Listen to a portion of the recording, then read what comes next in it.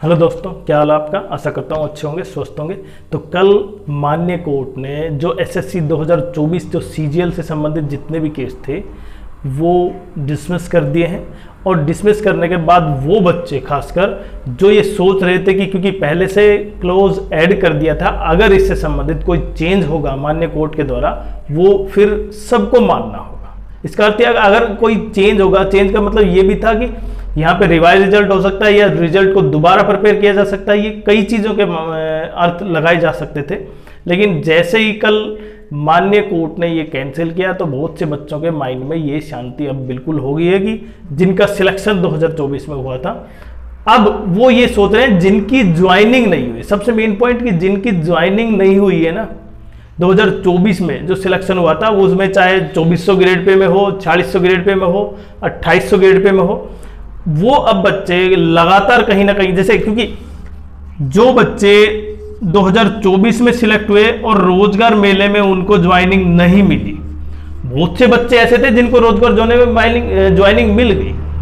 लेकिन ऐसे बच्चे बहुत ज्यादा बचे हैं अब भी कि जिनकी ज्वाइनिंग नहीं हुई और वो लगातार क्या कर रहे हैं कि इस प्रयास में पहले ज्वाइनिंग मिल जाए, उसके बाद 2025 का सीजीएल का एग्जाम हम भी दें।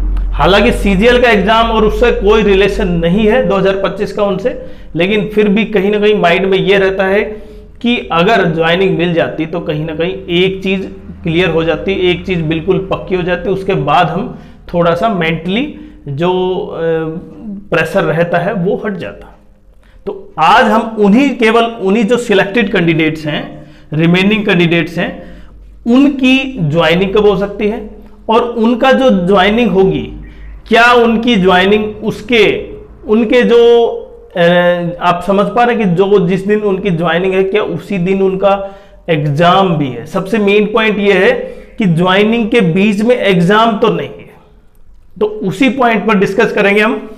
ठीक है, बहुत से बच्चे जिसमें 4600 grade pay, 2400 grade pay, 2800 grade pay, ज्यादातर बच्चे, हालांकि 4200 ग्रेड पे के बच्चे कम थे जिनकी ज्वाइनिंग नहीं हुई है। बाकी लगभग खासकर एक्सटर्नल अफेयर्स मिनिस्ट्री में और यूडीसी में, सीबीआई में, तो इनकी एमटीएस में, और वो तो चलो सीजीएल का था, एमटीएस उनमें भी ज्वाइनिंग नहीं हुई। तो ये क्या आज कल जो मामला कोर्ट में कैंसिल किया है जो केस, उसके बाद क्या उनका ज्वाइनिंग प्रोसेस सबसे तेज हो जाएगा?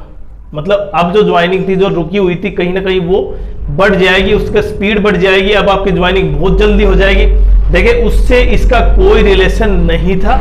पहली पॉइंट तो ये है आपकी जो ज्वाइनिंग है वो डिपार्टमेंटल की वजह से, कोई इश्यू की वजह से रुकी है। जैसे डिपार्टमेंट ने अभी किसी का, कुछ डिपार्टमेंट ऐसे जिनका डीवी भी नहीं हुआ है और जबकि 26 अप्रैल को ज्वाइनिंग मिल गई थी बहुत से बच्चों को, उनको रोजगार मेले का मेल आ चुका था, जबकि बहुत से बच्चे अभी इनसे संबंधित उनको कुछ भी नहीं मिल पाया, ना तो ज्वाइनिंग ना ही डीवी, मेडिकल, बहुत से प्रोसेस हैं। तो अगर मैं इनकी ज्वाइनिंग की बात करूं तो अब लगभग ये मान सकते हैं कि लगभग 15 से 20 दिन के अंदर कुछ विशेष पोस्ट की ज्वाइनिंग हो सकती है। जैसे अगर मैं यहां पे बात करूं मेनली यूडीसी, माइंस और एटॉमिक एनर्जी। देखिए एटॉमिक एनर्जी में क्या होता है, थोड़ा सा आपकी क्योंकि सेंसिटिव मैटर है तो कहीं ना कहीं आपकी जो वेरिफिकेशन है वो टाइम लेगी। उसके बाद माइंस में और ये बाकी जो एसएससी थे उनमें कहीं ना कहीं इनकी ज्वाइनिंग आ सकती है। बाकी जिस भी जो प्रोसेस जो था, अब कहीं ना कहीं सीजीएल का एग्जाम है तो उससे पहले कहीं ना कहीं बहुत से बच्चों की ज्वाइनिंग लगातार आ जाएगी। लगभग 13 आप मान सकते हैं कि 13 अगस्त से सीजीएल का पेपर है, तो उससे पहले ज्यादातर बच्चे जो बचे हुए हैं वो उनमें से 70 से 80% बच्चे जिनकी ज्वाइनिंग हो जाएगी, क्योंकि उनको उसके बाद सीजीएल का पेपर भी देना है। क्योंकि जो 4200 ग्रेड पे 4600 में नहीं लग पाए तो 2400 और 2800 ग्रेड पे में वो एग्जाम दोबारा देंगे, और हो सकता है कुछ 4600 के बच्चे भी दें।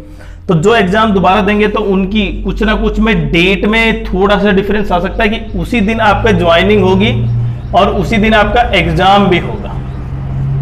तो कुछ बच्चों के साथ हो सकता है ऐसा, और उसको आप चेंज भी नहीं कर सकते। हाँ, ज्वाइनिंग में ये कर सकते हैं, आप सीधा जाके ज्वाइनिंग की और उसके बाद आप ज्वाइनिंग के बाद अपनी एप्लीकेशन देने के बाद आप एग्जाम दे सकते हैं।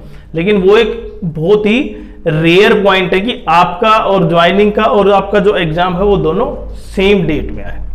ऐसा बहुत कम है, लेकिन फिर भी बहुत से बच्चे होंगे जिनकी ज्वाइनिंग और एग्जाम हो सकता है।